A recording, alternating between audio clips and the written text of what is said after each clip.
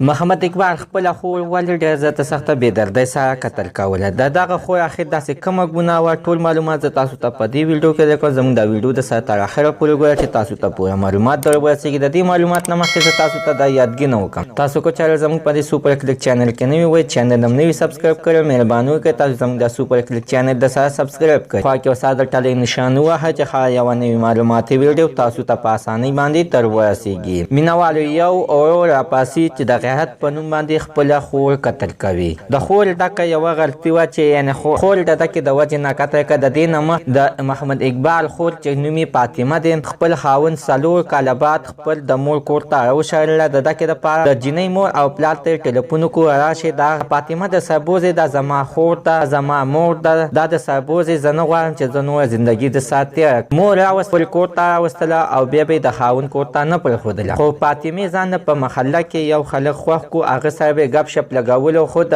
خپل ورور ورته ویلې چې دا کار ستا ښه نه دی، دا کار په موږ باندې ښه نه لګي، دا کار مه کوه. کو چل بیا کو تا چل دا کار وکړو نو غواړم چې تا ایسته د دې دنیا نه پانی کړم او ختمه دې کړم. د دکې دپاره عزتمنو محمد اقبال د غیرت په نوم باندې خپله خور قتل کړې وه. څو ځلې ورته ویلي، خو خور د خلکانو او د دغه غلط کارونه نه منې کېدله. نو محمد اقبال وایي زه مجبوره شم او فاطمه مې قتل کړله. د هغې نه بعد بیا د فاطمې او د اقبال مور راپاڅېدلې ده، په اقبال باندې رپورټ کړی دی او عزتمنو اوس اقبال په جیل کې دی. د ده په هره منځ تاسو څخه ده چې ده ته د اخر کومه سزا ورکړل شي، ځکه عزتمنو چې د غیرت په نوم باندې د خپله خوږه خور قتل کړي. مینوال زموږ د سره نننۍ معلومات ته د دې ځای پورې د نوي معلومات دپاره د سره زموږ د سوپر کلیک چینل د سره سبسکرایب کړئ. خوا کې یو سره د ټلۍ نشان ووهه چې ښایي یوه نوې معلوماتي ویډیو تاسو ته په اسانۍ باندې تر ورسېږي.